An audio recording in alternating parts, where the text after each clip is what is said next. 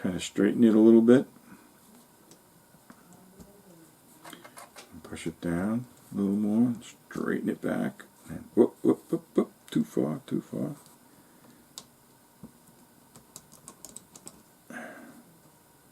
Sugar.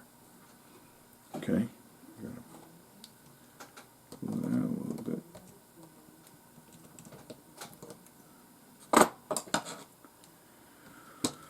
Alright, let's do it this way. There we go. Straighten it out a little bit, push it down some more. We should line that hole up, yep, where we had the screw. It's perfect. We're going to put the screw back.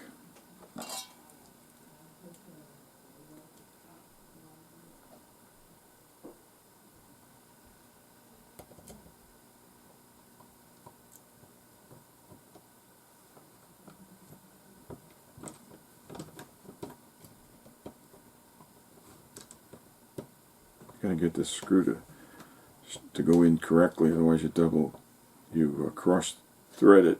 That I make a little bit tighter than snug, but be careful not to strip it. But you go backwards until you feel the thread click, and then you go clockwise to tighten it, so you don't cross thread it. Now, we still haven't greased the gears or any of that stuff. Alright, but I don't want to make it full of grease until we're ready to, start putting it back together and making it run. So we're going to test it. I'm going to test it out. See how our E-unit is working, if it's working. I know it will be. Keep in mind we have not cleaned the wheels, although they're very clean. And we have not cleaned the rollers, which are pretty clean. So we'll put it on the track. Turn off my light here. I don't need it anymore. Alright. Now, I think you could see it in the bottom of the video there. But let's see what happens.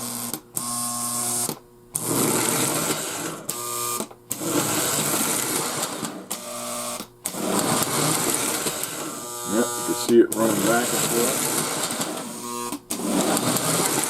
No problem whatsoever with the E-unit. Sounds healthy.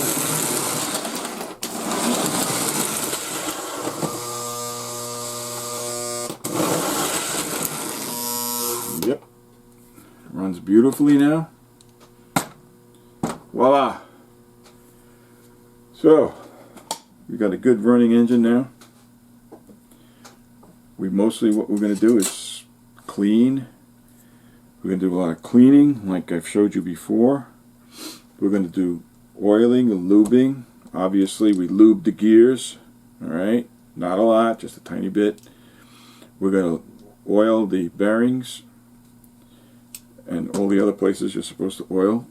We're going to clean all the running gear, all the rods and everything. We're going to clean them all up and polish them. While I haven't been apart, I might as well. That would take some time, so I'll show you a little bit of it, and then I will come back, and before we put all of this back together, we're going to go through a segment of washing the cowling here. And the boiler plate itself. You can see all the dust and dirt on that thing, right? But we're going to clean up. We're going to do our usual truck thing. I don't know why this engine has this, but even these little wheels, these two wheels are chipped, both of them in the same spot. That tells me they hit something in this at the same time. I don't know what the heck. I don't know what that is. I may go to my friend Jay and have him press new wheels on. But, yeah, I don't know why. But as you can see, the couple of little chips that this has on the two drive wheels, Doesn't mean anything because it's just the edge of the flange. You know, I don't think it'll matter. I don't know, when it goes through a switch or something, maybe it'll matter. I don't know. We'll check it. We'll check it out. Worst that can happen is put different wheels on, which I don't think we'll have to do. But when you buy a collection, this is the kind of stuff you run into. Stuff has been, you know, not only used but abused. So we're gonna make it. We're gonna make it right, though. So if this was a customer's engine, which it's not, it's mine. But if this was a customer's engine, I would be taking these pictures and calling him and saying, okay, listen, here's what I found. You know, for instance, the chipped wheels. You have 2 chipped wheels. It should not affect anything at all. I've tested it on the track. I've tested it through switches. It runs fine. It doesn't seem to have any problems. However, they are 2 chipped wheels. Do you want me to replace them, or do you want to leave them? And then the customer will say, no, you know, just leave it alone if it runs fine. And I will say, okie dokie. And, you know, and I will warn them that if they chip further, I think he's making the right decision, number 1. Number 2, if they chip further, it could be a problem later. You know, just so you know. Okay, good, thanks. I'm not here to make money or cheat somebody or whatever. I don't, you know, I don't do that. So, this is in pretty good shape now. Cleaned. Ready for greasing and oil. Let's put it aside. That's what we have to do with this thing. So we'll take it and we'll put it over here, out of the way. And we leave all the pieces right where they are. Leave these. And where's the 1/4 inch? 1/4 inch is here. We'll put that there. We'll take all of this. Okay, so we're gonna put our grease away for now. And what we're gonna do is actually what I could do. Yeah, this would be a good idea.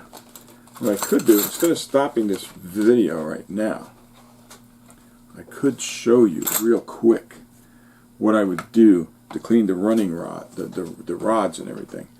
And I'll just show you one so that you don't have to be bored out of your mind for 2 hours.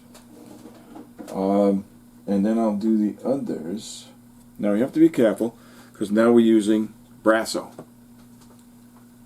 Okay. When you talk about what to use to clean, how to do this, how to do that, everybody has an opinion. And what somebody used to say to me was, never forget, opinions are like buttholes. Everybody has one, and most of them stink. So, some are correct and some are not. I have a proven method, and I'm sticking by it because I've been doing it for forever and ever. I have trains that I've done this to years ago, and they are still pristine. They are still beautiful. They have no problems, no issues, no residual effects or any of that nonsense that people come up. People who haven't done this stuff, they're like, oh, you can't use Brasso. Oh, mono, that's good stuff. That's bad stuff. That's this, that's that. Anyway, so I put a bunch of Brasso on this rag here, on this paper towel. And usually I have gloves on when I do this. I don't like to do this without gloves because it's a pain. It gets under your fingernails and everything. But as you can see right there, I'm already cleaning this. This is the side rod that I took off, and this one happened to come from the right side. So anyway, you put this stuff on, okay? And I'm basically rubbing while I put it on. It's just not hard, just, you know, enough.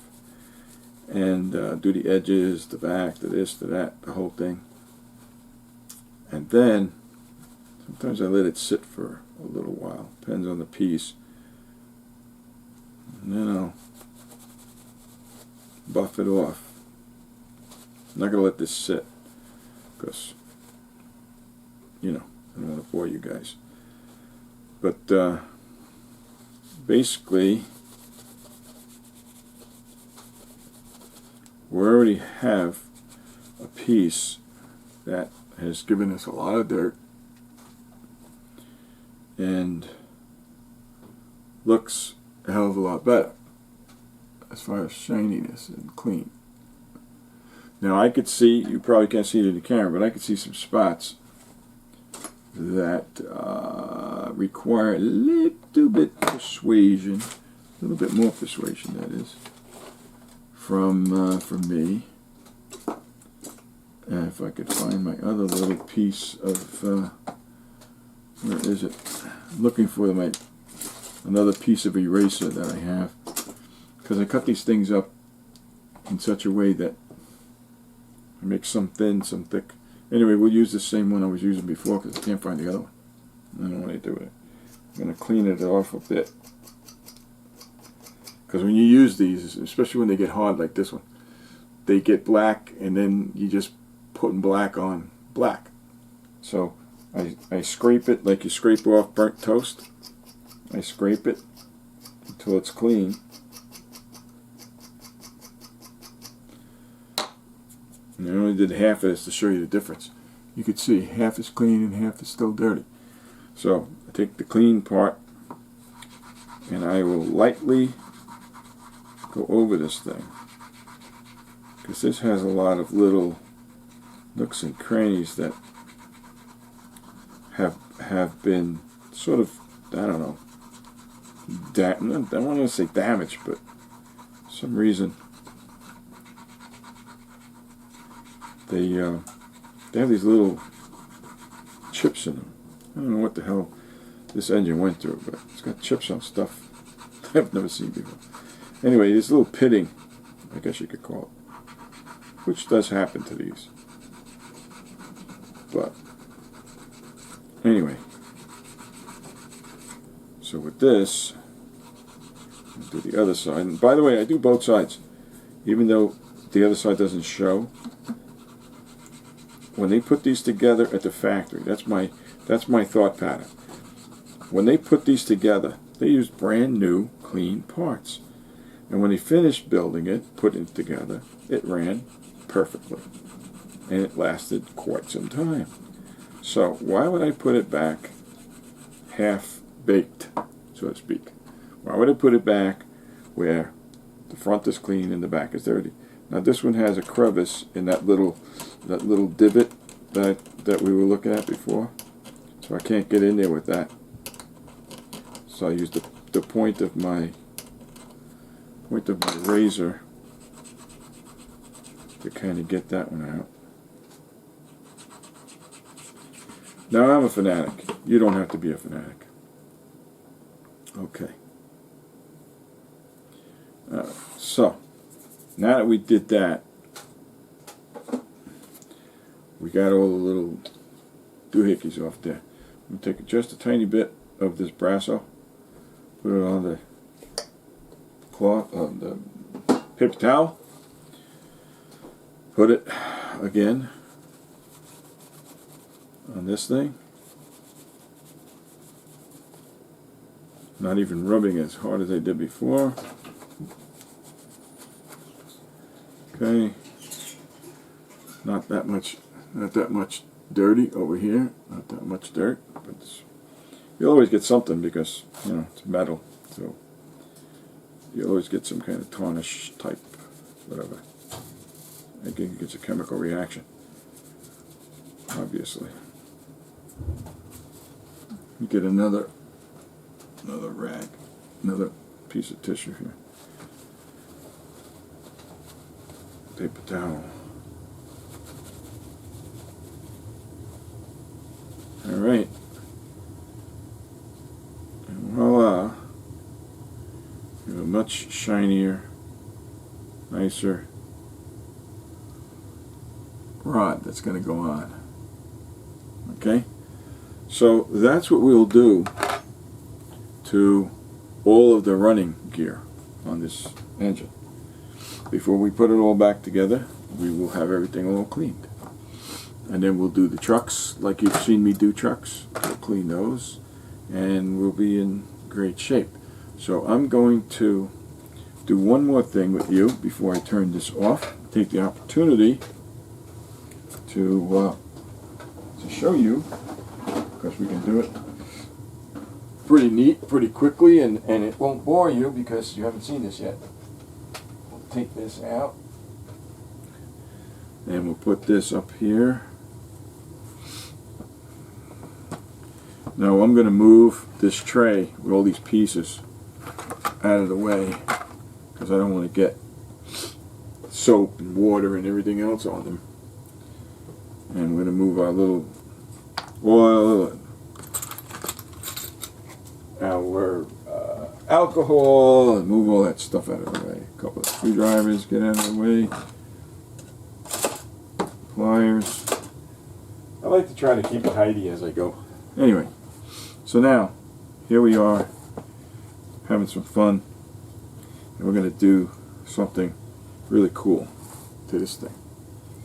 And you could see how filthy this thing is. I think you can anyway. I'll give you a closer look. You see it? Yeah, all kinds of whatever. Okay? Okay.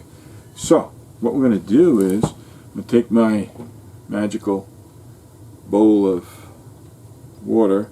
This already has some filthy water in it, so let me throw this out.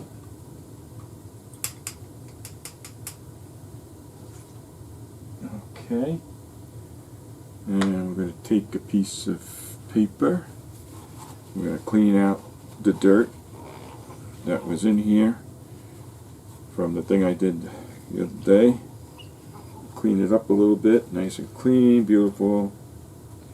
Now we take, what are we going to do?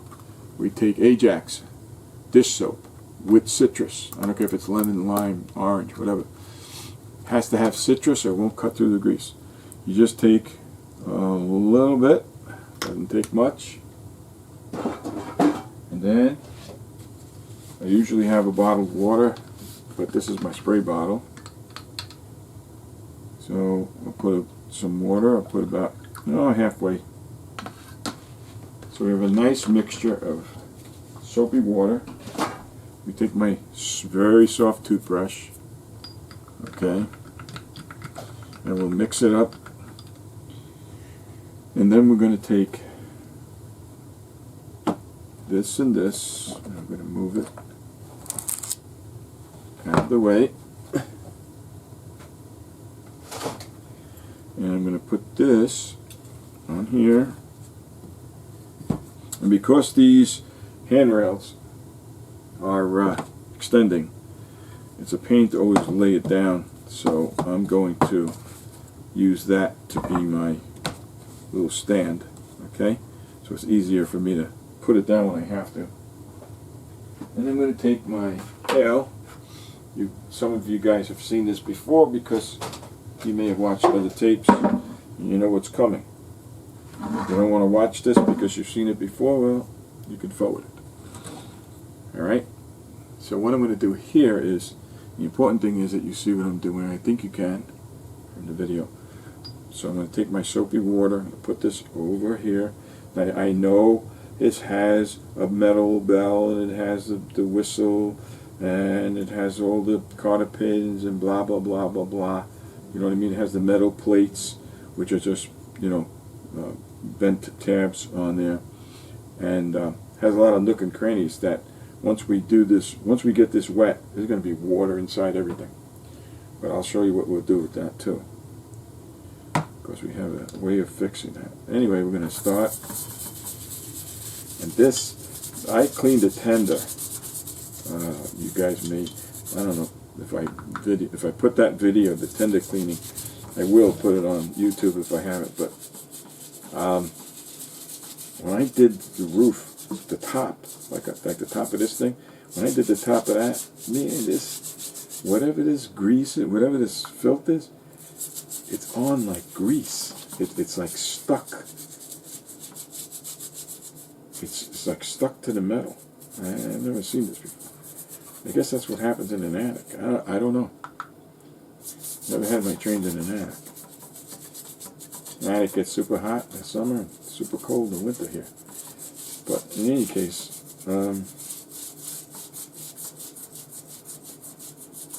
alright, it takes, this stuff does not want to come off. But I will get it off. So what we're doing is we're soaping up, we're scrubbing, we're literally scrubbing this boiler. Now this boiler doesn't open in the front, so we don't have to worry about that. So we're scrubbing it, we're getting into little nooks and crannies with this brush. Again, we're not trying to scratch the paint, we're just trying to clean it.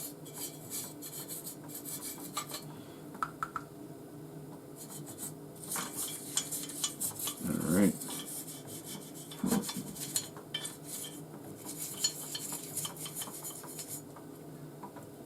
Alright, just keep going.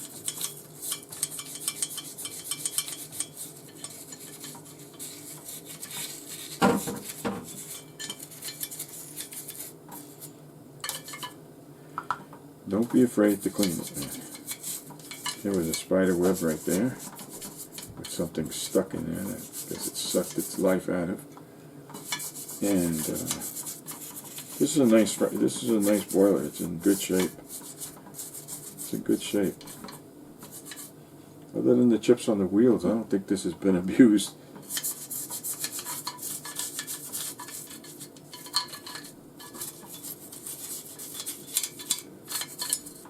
But when we're done with this whole thing, you know, if you've seen any of my work before, you know what it's going to look like when we're finished.